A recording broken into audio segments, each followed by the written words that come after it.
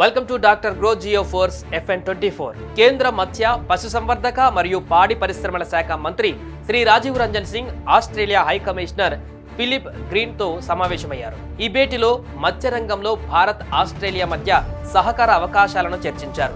భారతదేశం మరియు ఆస్ట్రేలియా కలిసి మత్స్య ఉత్పత్తి మరియు సాంకేతిక పరిజ్ఞానం పంచుకోవడం, నాణ్యత పెంచడం మరియు ఉత్పత్తి సామర్థ్యాన్ని మెరుగుపరచడం కోసం సహకరించడానికి మార్గాలను పరిశీలించారు. రెండు దేశాలు తమ నైపుణ్యాలను మత్స్య క్షేత్రంలో ప్రయోజనకరంగా ఎలా ఉపయోగించుకోవచ్చో, అగ్రశ్రేణి సాంకేతికతను అందించడం ద్వారా మత్స్య ఉత్పత్తి రంగంలో నూతన మార్గాలను ఎలా అవలంబించాలో చర్చించాయి. ఈ సహకార అవకాశాలు మత్స్య ఉత్పత్తి సామర్థ్యాన్ని పెంచడం, నాణ్యతను మెరుగుపరచడం మరియు ఆధునిక మత్స్య సంరక్షణ పద్ధతులను అందించడంలో కీలకంగా పనిచేస్తాయని అంచనా వేస్తున్నారు. మిజోరంలో ICAR central institute of fisheries education Kolkata centre ఆధ్వర్యంలో తాజా నీటి ఆక్వాకల్చర్ పద్ధతులపైన శిక్షణ కార్యక్రమం north east hill region scheme కింద నిర్వహించబడింది. మిజోరం రాష్ట్ర మత్స్యశాఖ మంత్రి శ్రీ లల్తమ్ సంగా ఆధునిక తాజా నీటి ఆక్వాకల్చర్ పద్ధతులపైన మత్స్య రైతులకు సామర్థ్యాభివృద్ధి శిక్షణ కార్యక్రమాన్ని ప్రారంభించారు. మత్స్యశాఖ కమిషనర్ శ్రీ లలింగ్ మావియా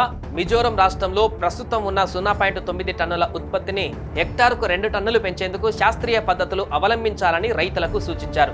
శిక్షణ కార్యక్రమంలో మొత్తం 20 మంది రైతులు, వారిలో 2 మహిళా రైతులు పాల్గొన్నారు. ఈ శిక్షణ ద్వారా సమగ్ర చేపల పెంపకం, నీటి నాణ్యత నిర్వహణ, ఆహార తయారీ, ఆహార సరఫరా నిర్వహణలో ప్రాయోగిక అనుభవం అందించారు.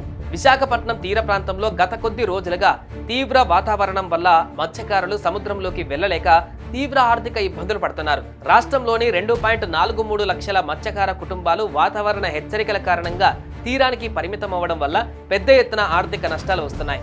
కేరళ ప్రభుత్వ విధానంను అనుసరించి చెడు వాతావరణం వల్ల చేపల వేట ఆగిపోతే ఆర్థిక సహాయం అందించాలని మత్స్యకార నాయకులు రాష్ట్ర ప్రభుత్వాన్ని విజ్ఞప్తి చేస్తున్నారు. భారత వాతావరణ శాఖ ఆంధ్రప్రదేశ్ రాష్ట్ర విపత్తు నిర్వహణ సంస్థ సూచనల మేరకు ఆగస్టు 28 నుండి సెప్టెంబర్ 2 వరకు సముద్రంలోకి వెళ్లకుండా మత్స్యకారులను ఆదేశించారు.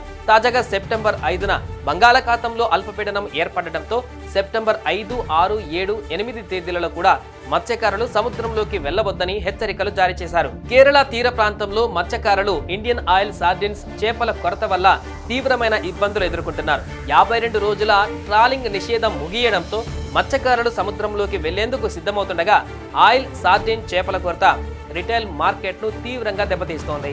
ఈ సమస్యపైన కేరళ ప్రభుత్వం స్పందిస్తూ ఆయిల్ సార్డిన్ చేపల కొరతను అధిగమించేందుకు సముద్ర పరిశోధనలు చేయాలని, చేపల పెంపకం ద్వారా సరఫరాను పెంచడానికి చర్యలు తీసుకుంటామని హామీ ఇచ్చింది. అలాగే మత్స్యకారులకు తక్షణ ఆర్థిక సహాయం అందించేందుకు ప్రభుత్వ పథకాల పరిధిలోనూ చర్యలు చేపడుతున్నట్లు తెలిపింది. Follow fishery news Telugu for more updates.